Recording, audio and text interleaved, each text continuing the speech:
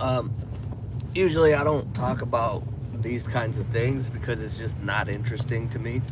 And also not interested in changing somebody's opinion. But I think a helpful perspective, because look, I'm here for you. The reason I'm here for you is because I figured out something about the body and how to make this thing easy, enjoyable, and peaceful, and I want to share that.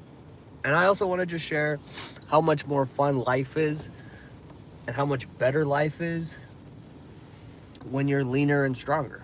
So, um, that's all. So if you're all about politics, great, keep it. That's fine. Be on your merry way. This video is not really for you. This is for the people who find themselves caught in like a doom spiral, and they start watching things or listening to things, and then they're like, "Oh my God, what's gonna happen?" And then they put their bodies into a fight or flight mode, or they just get into an argument with somebody and blah blah blah, or they're just reading comments and getting angrier. This is for you if that's you, and you're questioning, like, I just want to live a good life. I want to be in shape. I want to be strong, healthy, vigorous. This is for you. Okay. So first and foremost, you have to remember, none of this is real. None of this matters.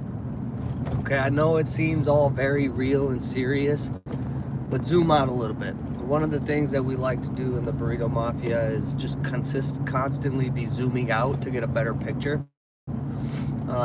In fact, one of my favorite quotes, I don't even remember where it's from, is something along the lines of, even chaos on one level looks like harmony when you zoom out far enough, right?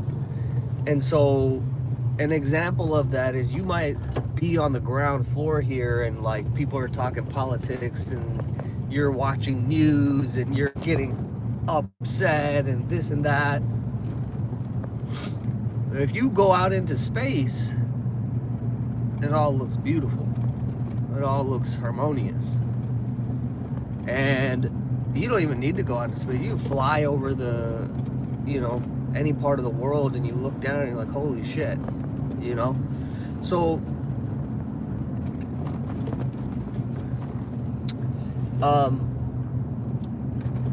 this is something that has been going on from the beginning of time, and it's okay. Like, you're not gonna, and you gotta ask yourself, what is it that I want, right? Because most of the time we're so concerned about things that are not in our control. And then on top of that, not only, okay, you're one side, you're sitting there thinking about things and worrying about things that you can't do anything about. Let me tell you, for a person to think that they're gonna make a post to their 300 followers, who are all people they know in real life, right? And then do something, that's not what's going to happen. If anything, you're going to alienate people that you have real relationships over shit that doesn't pertain to those relationships. And to me, that's kind of sad, because I've seen a lot of people not end relationships because they have different opinions about something. So when you think about that, like, okay, you're so like fired up, and not fired up, but like you're so worried and fearful about X topic in the news, or something you saw on Threads or Facebook or whatever.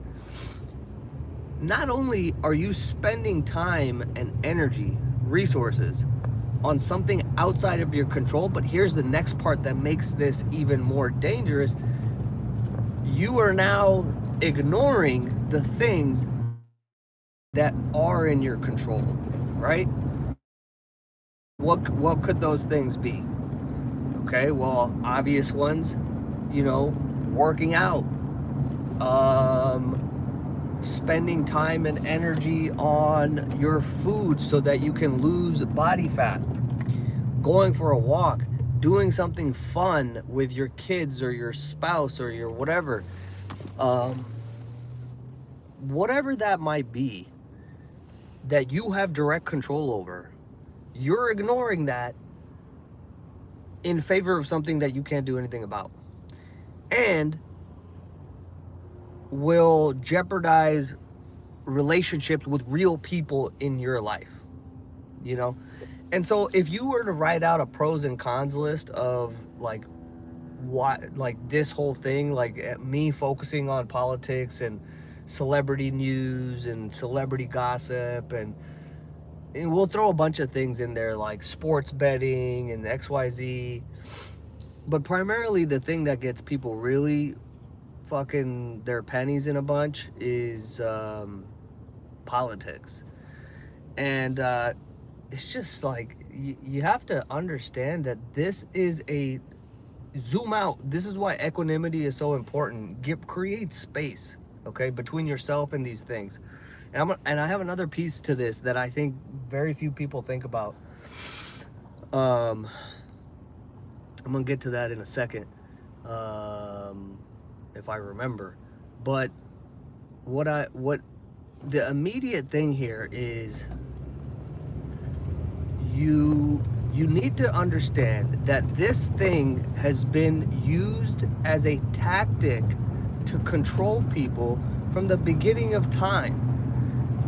And this is not just on the national or global scale.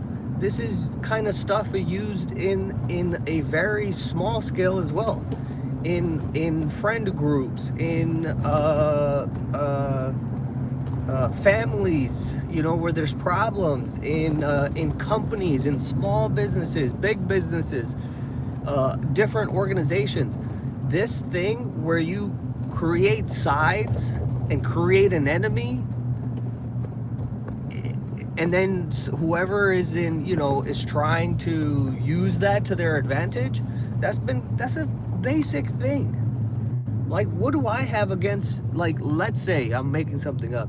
Let's say I have a certain opinion A on topic 1. This guy in this blue Camaro or whatever, let's say he has an opinion B, right? And then I go, like, what? Why do I care what he, like, if he has a different opinion? Why do I care if sounds come out of the hole in his face that I then hear and I go, oh, you fucking dumbass. You're a fucking idiot. What did he do to me? What happened? Did he threaten me or, jeopardize my life or whatever? No, right?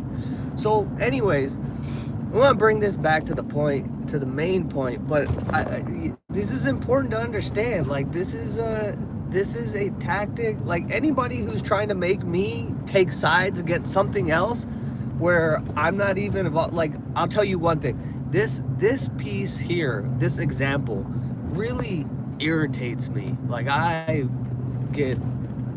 mean, to the extent that I get irritated, because I'm pretty chill, laid back. But there's a lot of Indian politicians who make this appeal to, like, I don't know how they get my fucking email or my text or whatever. But they'll be like, Indians are, being discriminated against, and it is hard for us, and we need to do X, Y, Z, and blah. I'm like, I've never been discriminated against in my life. And if your appeal is to some sort of victim mentality, I will tell you to go shove it up your ass, because to me that's weak. And guess what? That's my opinion. That's my opinion. I don't want to be hanging out with people who are saying, like, yeah, we've been taken advantage of. You have been taken advantage of Mr. Rambier, you are a victim and you could be at risk. No. No. I refuse. That is not the truth. And if you think that's your truth, that's cool. But you know, this thing where they reach out and they want support and they want to come together, no. Because that's not my belief, that's not my opinion. You can think that. You can think that you're a victim. I don't have a problem with that. Right? But anyways, these things are and they're tools. They're tools to make people, you know, look at other things, and so then we can do other things over here. This is not, you know, made up. This is what happens. I've seen it. I grew up around politicians. Like, you know, Indian community donates a lot of money to you know, local governments, etc. And I saw a lot of stuff from politicians. I'm like, man, this is gross, right? So this is not made up stuff. Anyways, I want to circle back around to the thing I was mentioning earlier. And I don't know if I'm going to leave this video up, because I don't like to talk about negativity. I want to encourage positivity. I want to encourage encouragement. I want to encourage everybody winning. Like, I don't feel better if I'm, you know, tearing somebody else down so that I can feel higher and I can feel good. Like, I don't like all that. Even in this sense, like, you know, I have compassion towards these people who do this, including the politicians, including the people trying to manipulate things, including people who, you know, have different opinions than me, and including people who have attempted to try to make me feel bad or like question me when I'm not, because I don't care about XYZ subject, right? Now, to bring this one home, to me, maybe this is part of the male perspective, but also this is heavily influenced just by like my upbringing and my dad and whatnot, is like, what are we talking about? If there is no action that could influence a result, then you're just talking, right? Like, you're just bullshitting and having fun, or distracting from something that's more important that you don't want to take a look at. So